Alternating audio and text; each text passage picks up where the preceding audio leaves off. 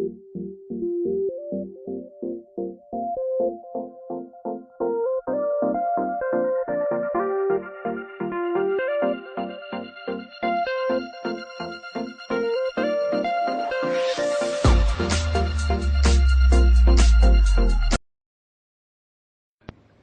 day, everyone. This is the EJ3 Perspective Show.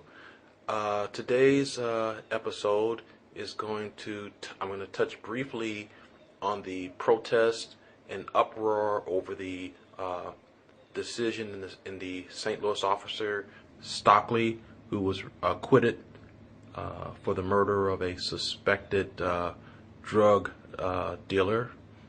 That's been discussed at length, ongoing in the media. I'm just going to give a few observations about that, the after effects or whatever.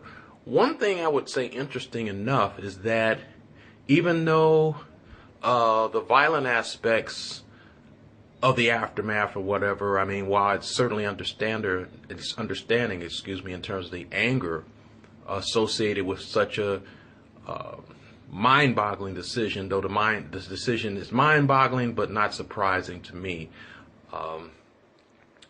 is that one strategy that they're utilizing that I would say is actually not bad of a strategy, actually from a perspective of the element of surprise, the art of war, etc., whatever, is that as opposed to like going in the traditional, or I shouldn't say traditional, but in the typical manner in the past, and so many protests in the past, of going to, the black communities, respective black communities, they've been using the social media in a good way, to mount surprise appearances, catching businesses and locations off guard.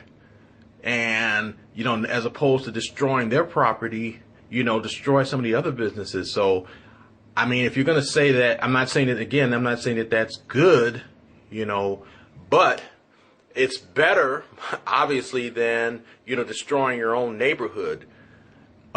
Witness to the Ferguson episode 2 years ago. So, in terms of being more sophisticated, in terms of planning, in terms of protests, like in the St. Louis area, there's a suburb called University City, where there's an area called the Del Mar Loop, where a lot of the businesses were damaged, storefronts, etc., whatever. The protesters caught them off guard. They used the social media to go to that area, and they weren't expecting that.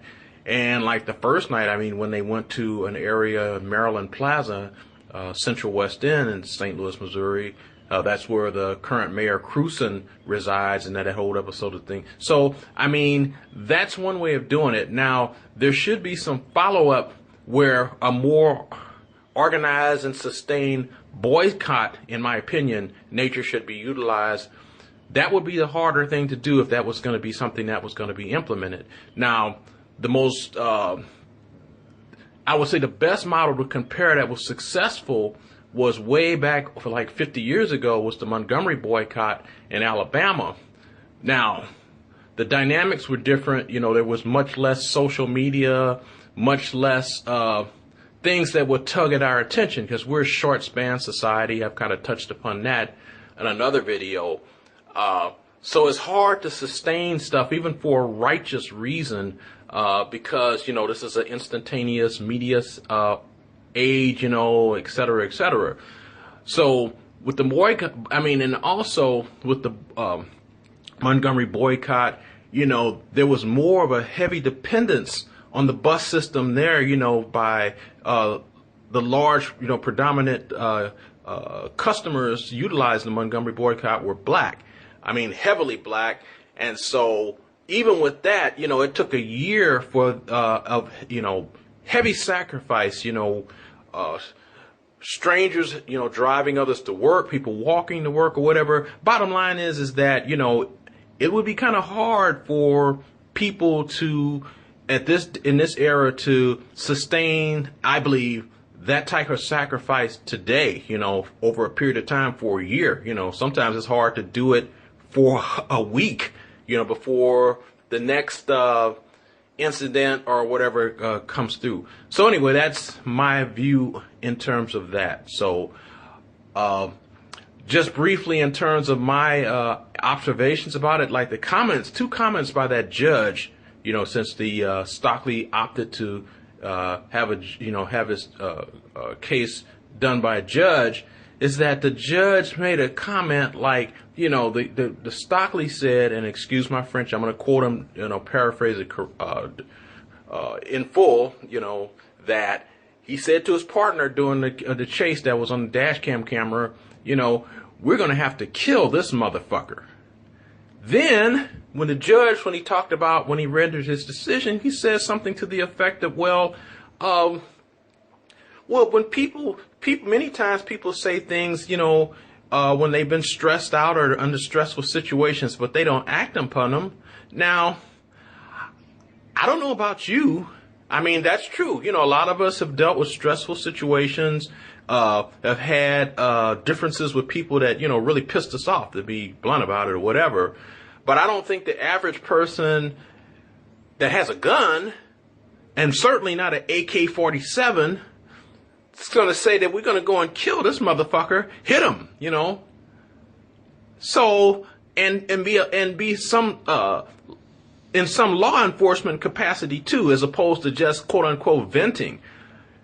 If I'm just venting, let's just say, even using myself again as an example, if I say I'm gonna go out and kill this motherfucker, he pissed me off, he cut me off in traffic, just say using the driving popular analogy or whatever comparison rather, I don't have a gun or weaponry. It's certainly a lot of AK-47 or whatever. So even if I uttered a statement like that, I want to hurt this, et cetera, or whatever.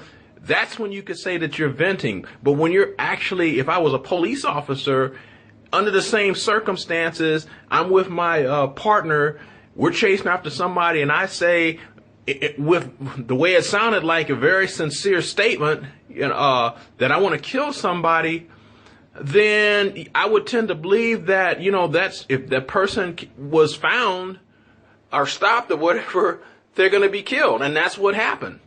Now, the gun with the plenty of evidence and the DNA, I'm not going to get into that. Like I said, pretty sure everybody has seen some accounts of that on the media already. But then that other comment that got to me was like where he's like prejudging somebody. Well,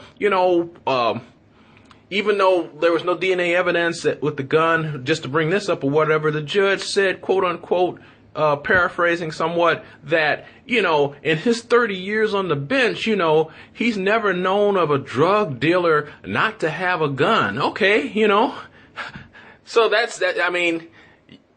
You're going to just like make that statement, even though there's no evidence or whatever. We're not talking about, what would happen, in your past 30 years, your experience or whatever. In this particular case, the evidence supports that the gentleman didn't have a gun, and that the gun seemed like it was planted because it had the DNA evidence of Stockley and not the victim. So anyway, that's my thought musings on this. I'm sure a lot of people, particularly people that are from this area, may have strong feelings about it, and understandably so. And then, unfortunately, from my perspective, there are going to be people that no matter what, they're going to support, the police or whatever. And I have a problem with that real briefly. Law enforcement is a needed aspect of society for obvious reasons, and when officers conduct themselves, and there are some good officers out there, believe it or not, some good black policemen or whatever that don't have a, militaristic attitude or whatever. But what those officers have to do is sort of intercede, when the ones that are, let's just say, unrighteous, do the types of actions that Stockley do. And not just the black officers, the white officers. If you're really going to try to be fair and be the type of officer that serves and protects, like the motto, as well as Latino, Mexican, and Puerto Rican, and other Latino ethnic and racial heritage officers need to do the same thing. Asian too, like in the new situation in New York, So that's my thought. Again, thought musings for today. I wish everyone the best week, and I will speak with you next time. Take care.